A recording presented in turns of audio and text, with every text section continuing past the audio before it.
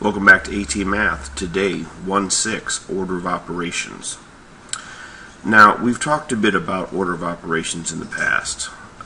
We've hinted at it anyway, but now I'm going to give you the full rollout on it. There are 4 levels of the order of operations. Basically, you have here parentheses, exponents, multiply and divide, add and subtract.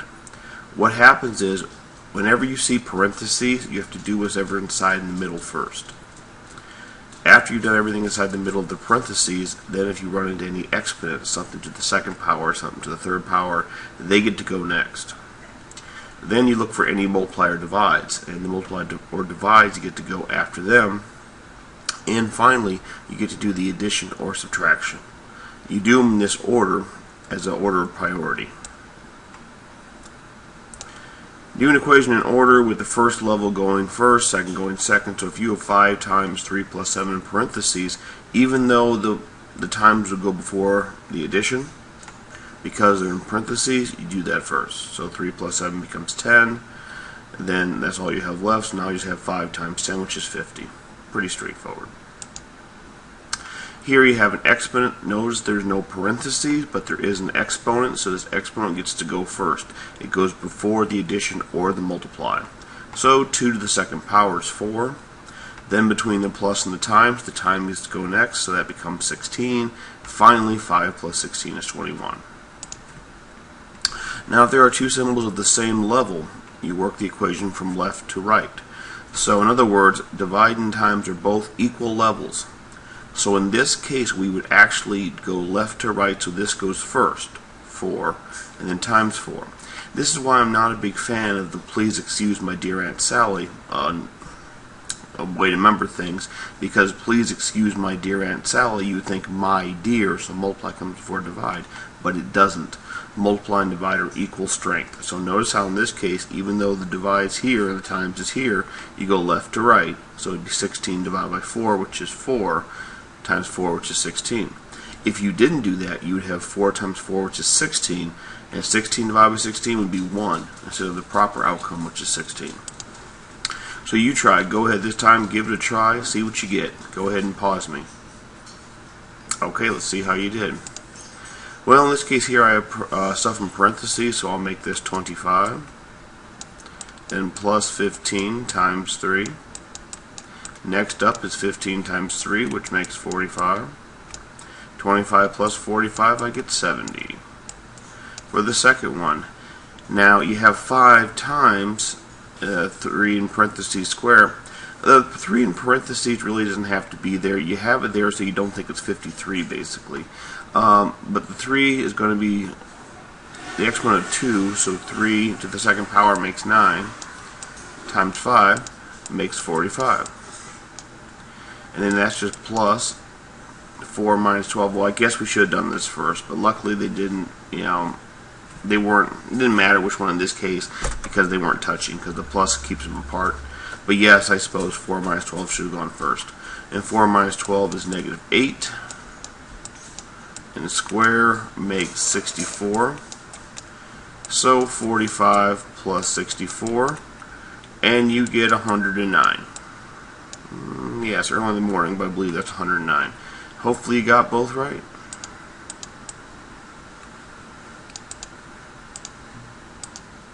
Try again. If you're going to try again, I better make it so it's not so... There you go. So go ahead and give that a try. Go ahead and pause me this time. Okay, let's see how you did. Notice here there's no first level to be had. There is a second level. Tricky thing though, it's not negative 4 times negative 4, because the negative 4 is not in parentheses. So 4 squared goes first, which just makes 16. So you have negative 16. Then third level, divide and times. Do this first, so this makes 8, and then times 2 makes 16.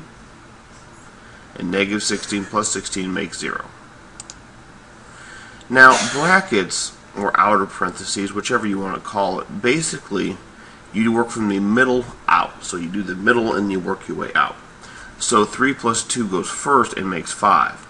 And then 5 times 5 is 25. So where are you going to get these brackets or outer parentheses? Well, when you get more involved in larger equations, you're going to see two sets of parentheses. Now, in the old days, when we'd have computer programming, you could either have brackets or you could have a second set of parentheses. But for ease, we usually make the parentheses look a little different, so you can kind of see it's not the first tier, but second, third, and so on. You try, go ahead. And if you need help, if you have your textbook, page 40, example 1b will help you there. Go ahead and pause me and give it a try. Okay. Hopefully you had a chance to try. I do the middle parenthesis first. 5 minus 2 is 3. Still squared though. And 25 minus, sounds like my dogs are awake. 3 squared is 9. 25 minus 9. Now, why didn't I put the 4 at first? Well, it's just working in the middle. Don't forget the 4 though. It's very easy to forget that. 25 minus 9, I believe, is 16. Times 4, and I'm getting 64. Hope I'm right there.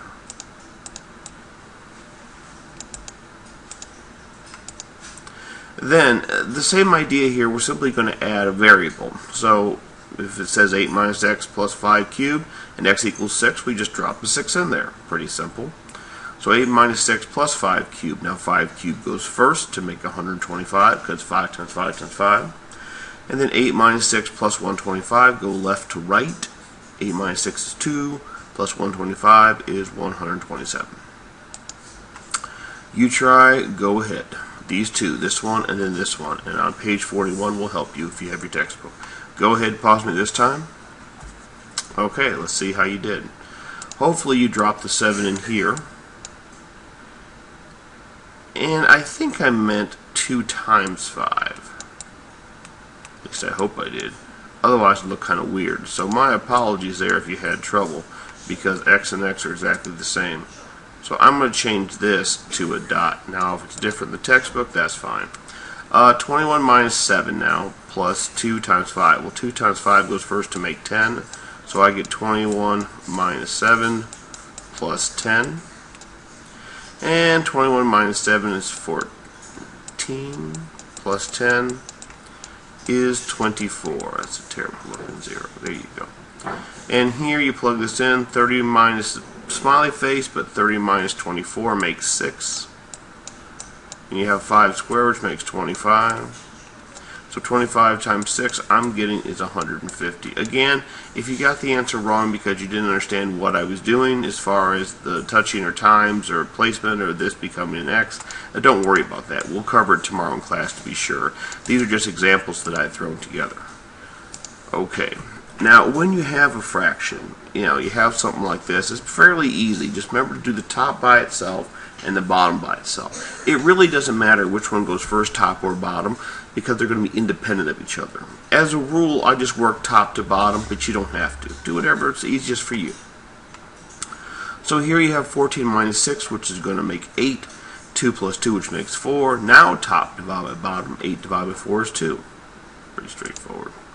Go ahead and give me you tries at this time. Go ahead and pause me. Let's see how you did. 10 minus 6 is 4.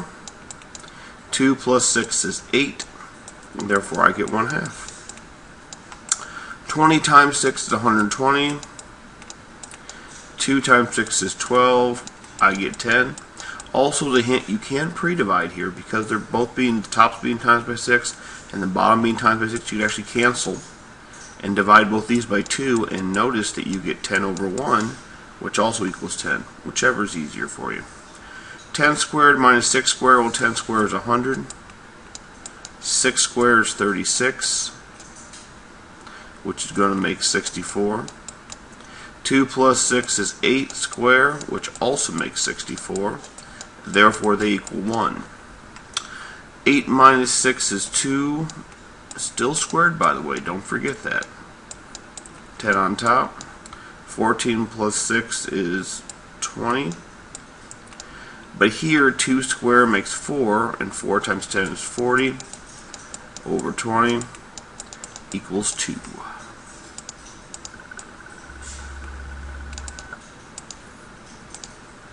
And here, this is absolute value. So what you do here, do the work inside first before you take into account the absolute value.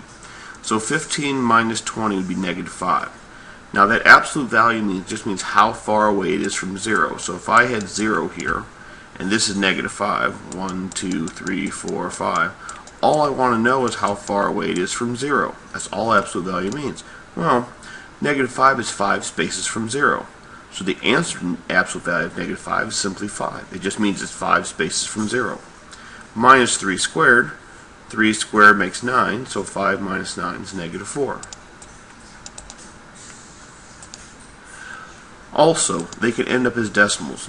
So if you get a decimal answer, it doesn't mean it's wrong. Just double check to make sure and put it down as your answer.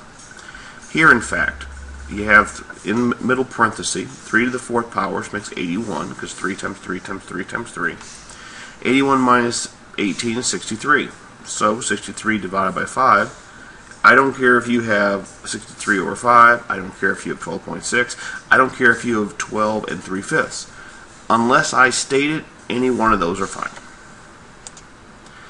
Now, if you have your textbook out, it says turn to page 42, example 4, and it writes 1/2 times the difference of negative 5 and 3. Now, these are difficult, assimilating sentences into equations. What I can tell you is you look for keywords. This keyword is difference. Why? Because difference means subtract. So what you want to do is, it says right here, difference means big minus little. So you have negative 5 and 3. So the first number goes first, and then whatever that keyword was, so negative 5, and then minus, and then 3. So negative 5 minus 3. Now that's this part. So if you just said the difference of negative 5 and 3, it'd be negative 5 minus 3. However, it also says 1/2 times. Now, even though this went first, we wanted to figure this out right here. But because it says 1/2 times the difference, 1/2 can go in front. So 1/2 times means just half, and then parenthesis, negative 5 minus 3. Since they are times, it can be 1/2 parenthesis negative 5 minus 3, or 1/2 times parenthesis negative 5 minus 3. It makes no difference because touching means times, so either one will work. But 1/2 and then the x, negative 5 minus 3, can be confusing, as you saw from a few examples ago, how x can be mistaken for a times. So I prefer either one of these, and the dot's going to be much more your friend this year because the x is going to kind of be phased out as a times. Now you try. Go ahead, if you have your book, example 4b, the square root of the quotient of 7 and x. Go ahead at this time. Go ahead, pause me. Let's see how you did. Let's take a look down here. The square root of the quotient of 7 and x. Well, first we have quotient of 7 and x. Remember that quotient means divide.